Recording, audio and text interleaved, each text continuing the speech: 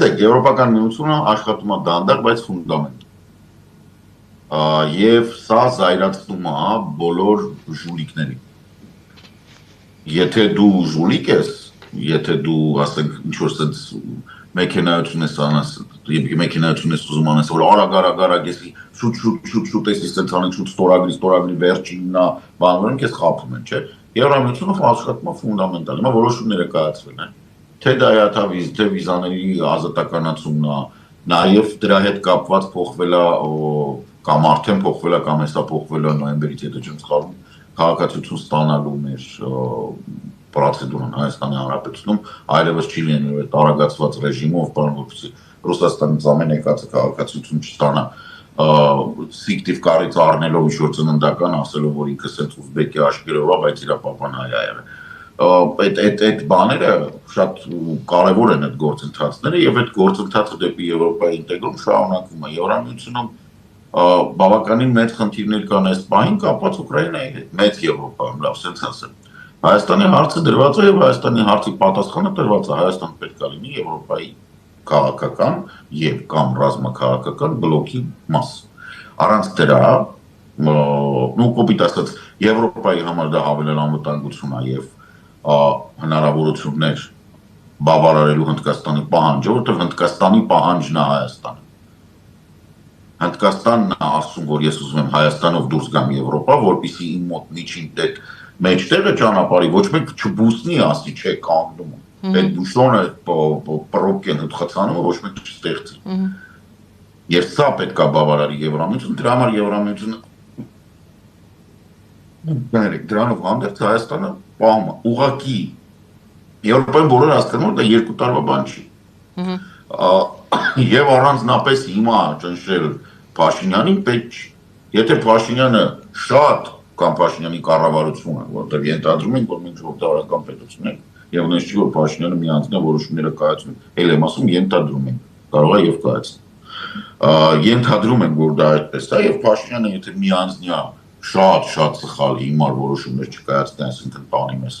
գցի Տրամպի ջրերը, որ հետո Տրամպի իմպիչմենտից հետո մենք մնանք մենակ բոլորի դեմ, ապա 2-3-4 տարի հետո Եվրամիությունը ոնց այդ բանը տեսնում է, այդ պլանը։ Այդ պլանը կիրականացվի, ցավոք սրտի, եւ իմ կոպիտ ասած հիմնական պայքարը եւ մեղադրանքը գործող իշխանությունների նա է, որ մենք ունենք հնարավորություն այդ process-ը արագացնելու զգալիորեն արագացնելու։ Իմ հարցը էր Միացյալ Նահանգների հետ հարաբերությունները չեն դանդաղեցնում կամ նահանջի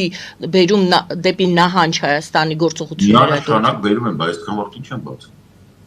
Նիկոլ Փաշինյանի վարած արտաքին քաղաքականությունը ոչ միայն դանդաղեցնում է, ոչ միայն կասեցնում է, այլ ասենք 2-3 անգամ թանկացնում է այդ գործընթացը ռեսուրսների տեսանկյունից։ Մենք ավելի շատ ամեն տարի ինտեգրվելը, ամեն տարի հետաձգելը եվրոպական ստանդարտների կիրառումը, ամեն տարի հետաձգելը եվրոպական մեխանիզմների համաձայն այս կամ այն գործընթացը կազմակերպելը թանկացնում է, որովհետև այդ ամեն ինչը պահանջում է սերունդների աշխատանք։ Իսկ մեր մոտ սերնդափոխությունը շատ վատ է տեղի ունենում։ Մեր մոտ այդ բումերները չեն ուզում գնան։ Մեր մոտ գեներալիտետը մինչև մոտ բումերներ են։ Այդ լուրջ պրոբլեմ է Հայաստանի, Եվրոպայի համար էլ այդ պրոբլեմը կա, Եվրոպայում համայնքներում այդ պրոբլեմը կա։ Որ ասենք բանը այդ բումեր կոչվածները 50-ական 60-ականներին ծնվածները նստել են բանի համայնքների ղեկավարման տեղերում եւ հիմա համայնքները ղեկավարում են նույն կերպ ոնց որ սովետական միությունում։ Ոնց որ ես եմ ասում թոքախտավոր թափանցիկ տմբլտաշից բացի ոչ բան չեն անում։ Քաղաքական կարծիք չեն ուզում արտահայտեն։ Ոչ միայն Հայաստանի նկատմամբ, այլ նաեւ տեղում։ Իսկ մարդիկ ահռելի համայնքներ են, ահռելի հնարավորություն ունեն, բայց ներքին քաղաքական բանի վրա չեն ազդում համայնքը։ Համայնքի ղեկավարն է ազդում, փորձում։ Նրանք փորձում ազդել։ Ամենակարևորը իհարկե հանդիպումները Մարսելում պետք է լինեին, բայց եղան Լիոնում, որտեղ պարզվեց, որ շատ կարևոր է, որպեսզի հանդիպումները լինեն շարունակական։ Օրինակ Լիոնում իմ երկրորդ հանդիպումների շարքներ 6 ամսվա 7 ամսվա ընթացքում, մեկ անգամ հունիսին էր տեղ ունեցել այդ ամբողջը, հիմա երկրորդ բան։ Եվ զգալիորեն մեծացել էր դրական արձագանքը եւ դիսպուտի մակարդակներ բարձրացել։ Մարսելում երևաց, որ գոյություն ունի համայնքի մի մաս, որը մտածող է եւ որը հարցադրումների բան է, եւ համայնքի հնից մնացած ղեկավարություններ եւ տարբեր կազմակերպություններ, որոնք չեն ուզում ոչինչ փոխվի, որովհետեւ չգիտեն փոխված է ինչ անեն։ Այդ իրանք են, որ ասում եմ, բան տերյանական ոտանավորների եւ քոչարիական երաշտության միջև համայնքի կյանքը տենց են տեսնում։ Իրանց համար հայապահպանությունը դա տմբլտաշն է։ Կամ տխուր արարողություններ, որտեղ որ բան sense եղևնը տողատակերով անցնում է, ուրիշ բան չկա։ Չկա ուրիշ ոչ մի բան, չգիտեն ինչ անեն, չեն պատկերացնում։ Չգիտեն Հայաստանում ինչա կատարվում, չեն ուզում հասկանան Հայաստանում ինչա կատարվում։ Իհարկե կա հիմնավորված կարծիք, որ քանի որ հիմնական մասը արևմտահայերենով են խոսում, իրենք չեն հասկանում հիմա արևելահայերենով ինչ է կատարվում, բայց դա այնպես մի քիչ երկրորդական է, որտեղ օքեյ, ես էլ արևմտահայերեն գրել չգիտեմ, բայց որ խոսում են, ես հասկանում եմ։ Ահա խնդիր չկա։ Ինչի ես ասենք Լիոնում նույն տիպի մարդիկ են, իրանք հասկանում են, իսկ Մարսելում չեն հասկանում։ Չէ, հարցեր կան եւ այդ հարցերը համայնքների հետ կապված լրջագույն են, ահա որ դժգոհություն կա Սփյուռքի պատասխանատուի նկատմամբ, ահա որ աղռելի։ Սինանյանի մասին է խոսքը, Սինանյանը։ Այո, կառավարության մակարդակով բացի թողի վիճակա ոչ մեկ չի զբաղվում համայնքներով, դրա համար համայնքներում ժամանակ առ ժամանակ համայնքներով սկսում են զբաղվել շարլատաններ, որոնք համայնքի հնարավորությունը վերցնում են, օգտագործում, սաղին վախեցած են պահում, հանգարց չասեք վնաս կլինի, ռուսները չլինեն, թուրքերը կգան, թուրքերը չլինեն, այլ մոլորակայինները կգան, այնպես դավադրական տեսություններ են, նայում ես ասես 21-րդ դարն է, ինտերնետը բաց նայի, ի վերջո տոմսը Հայաստան 25 եվրո է, 50 եվրո տուր գնալ գալու տոմսը արի 3 օր մնա կոֆե խմի գնա կարող է հասկանալ, որ սպասարկման ոլորտով Երևանը նույն ասենք Մարսելից 10 դելուխ առաջ։ Այսինքն այդտենց ես հիմա չեմ ուղղակի ուզում ցույց տամ, բայց ասենք հյուրանոցներում բան ես անում, դրսի պատշգամբների բաների մակրությունը, Երևանում այդպես հյուրանոց ելներ։ Դա նորենով բանով հանել կտային տերերը։ Պարոն Սարգսյան, դուք ասում եք համայնք, համայնքը նախատեսում է կառույց, համայնք է թե արդեն պարզապես մարդիկ են, հայեր են, որոնք ապրում են։ Համայնքը լավն է, համայնքը օբշինան է, այդ մարդիկ են, ովքեր այստեղ ապրում են։ Հենց որ իրանք փորձում են ինչ որ կառույցի հետ աշխատել, կառույցներն ա որ ռազմավարություն չունեն։ Այո։ Ասեմ ձեզ կառույցները ռազմավարություն չունեին, ցեղասպանության ընդունումից հետո ինչ ա լինելու։ Ընդ որում Ամերիկայում, Ֆրանսիայում ավելի շուտ է եղել։ Սրանք մնացել են այդ բանի մեջ։ Անհասկանալի ինչ որ բաբլի մեջ են ապրում։ Ասում եմ, ինչ, ասում եմ երիտասարդները չեն գալի։ Ասում եմ, հա չեն գա, բայց իհարկե չեն գա։ Ինչ է առաջարկում։ 12-րդ դարի բաներ, հա, շարականներ, ինչու եք պատրաստում երիտասարդությանը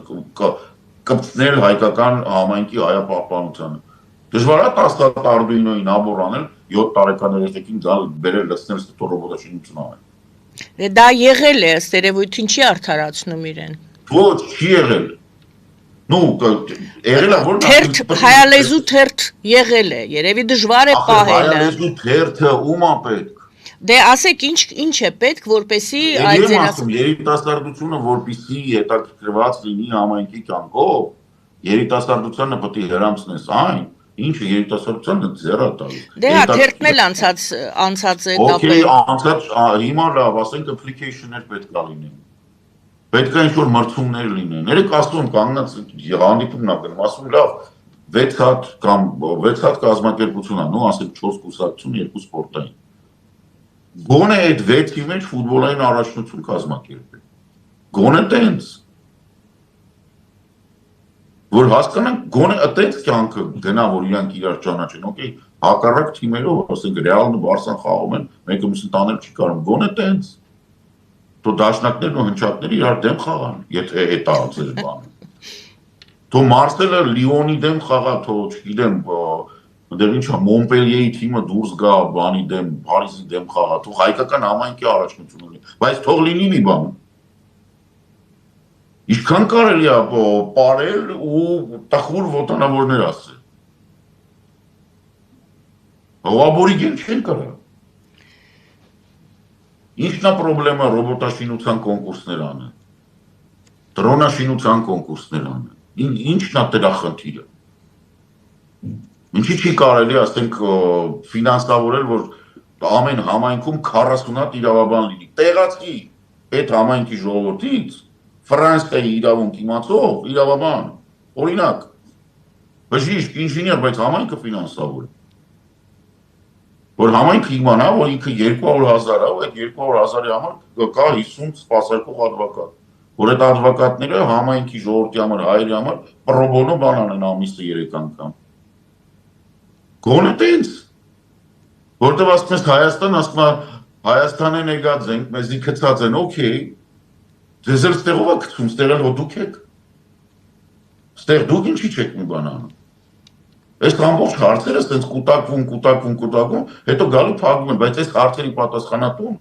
ոչ միայն այդ մարդիկ են, նաև կառավարությունն է։ Ուր գնացի, Սփյուռքի պատասխանատուից բողոքեցի։ Կապարան ինչի՞ք պահում, կամ լավ, Նիկոլա, մեկին նշանակել է պաշտոնները, հետադարձ կապ չկա, մեկը կա, որ ջանա ասում։ Թե էական չի արդեն Հայաստանի կառավարության համար Սփյուռքը ինչ վիճակում է։ Ոչ մի բան չեն անում, քիչ ամել նշանակում են մարդուն, ոչ մեկ բանի տեղ չի դնում։ Ընդ որում Հայաստան-Սփյուռք կապը դա ոչ թե միայն հուզական եւ ազգային, այսպես մղու, դա շատ ռազմավարական նշանակություն ունի Հայաստանի համար։ Ճիշտ եք ասում, բայց դա է էականը։ Մենք ոնց պետք է անենք։ Լիոնում հանդիպում եմ երեխեք, ովքեր ֆրանսիական համալսարանը ավարտել են, եկել են վերապատրաստելու, տորի ուսումը շարունակելու։ Ասում եք այդքան քիչ։ Սենց նայմավոր ես, ինչ անեմ, իրոք ինքը ինչ անեմ։ Լավ, հարցեր են։ Ֆրանսիական համալսարանը ավարտում են, դժվար է փայլուն գիտելիք ունեցող երեխեքից 30-ին բռնեք ուղարկեք, թող Ֆրանսիայում վերապատրաստեն։ Ֆրանսիան ու ասել է հայ իր մասնագետ։ Կառավարությունից մեծ թիվ չի գնալու։ Պարտադիր չի ակադեմիական քաղաքի մղձավանջին եւ այդ փող ուտելու գաղափարին եկեք մի հատ այդտեղ գերմանական ֆիրմա բարձենք, որ այդտեղ երկու հատ երկնակեր սարքենք, երկու հատ վիզիտ ծախենք, որպեսզի անունը չտված ինչ-որ մեկը 30 հարգանի անիմացիա սարքի։ Եղած ինչ ամեն մի երեխու գալ է մագիստրատուրա սովորելը, ասենք 25-ից 30,000 եվրո է։ Դուք ասեք այդ 100,000 եվրոյով 3 մասնագետ կպատրաստեք եվրոպական իրավունքի օրինակ։ Ինչն է պրոբլեմը, խի չի արվում։ Որովհետև Սփյուռքի պատասխանատուն պետք է գնա ոչ բարով կիլոգրամ սանտիմետրի մոտ։ ԿԳՍՄ այդ որ կա կրթության, գիտության եւ բանը։ Պետք է ասի այս խնդիրը ունենք։ Այսքան մարդ պետք է ուղարկենք վերապատրաստեն։ Այդ մարդիկ պետք է գան ստեղ նաև աշխատեն համայնքի հետ, որ համայնքից եթե ստեղից Սփյուռքից մեկը որոշի Հայաստան ներդրում անի, ինքը իմանա այն ադվոկատի, այն բանի, դատապաշտպանի կոորդինատները ու անձամբ ճանաչած լինի, ում ինքը պետքա դիմի, եթե Հայաստանում ինքը ունենա խնդիր։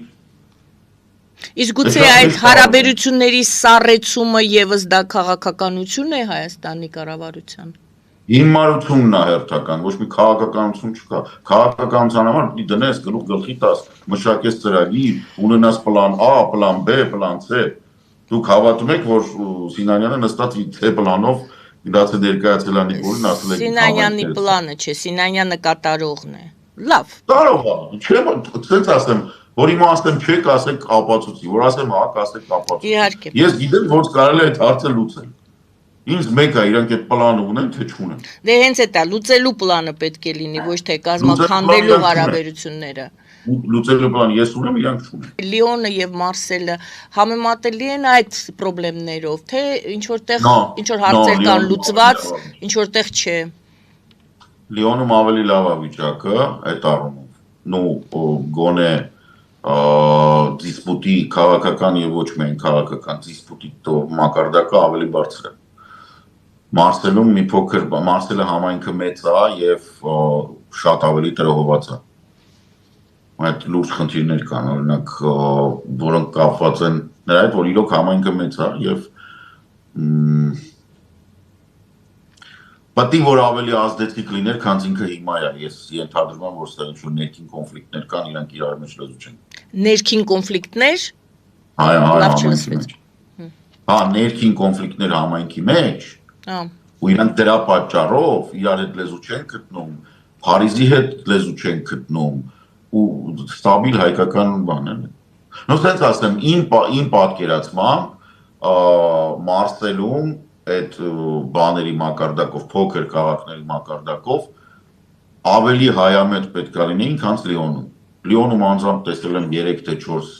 քաղաքապետի այդ շրջակա, Լիոնի շրջակա քաղաքների, որոնք եկել էին միջոցառման, որը կազմակերպվել էր հայկական կենտրոնում, մշակութային, ստեղ դրա հոտը չի գալիս նույնիսկ։ Ստեղ հայկական կառույցները, որոնք ինձ խոսք էին տվել, նո կամ կազմակերպիչներին խոսք էին տվել, որ կգան, երեք չէին եկել, լցրել էին տակները։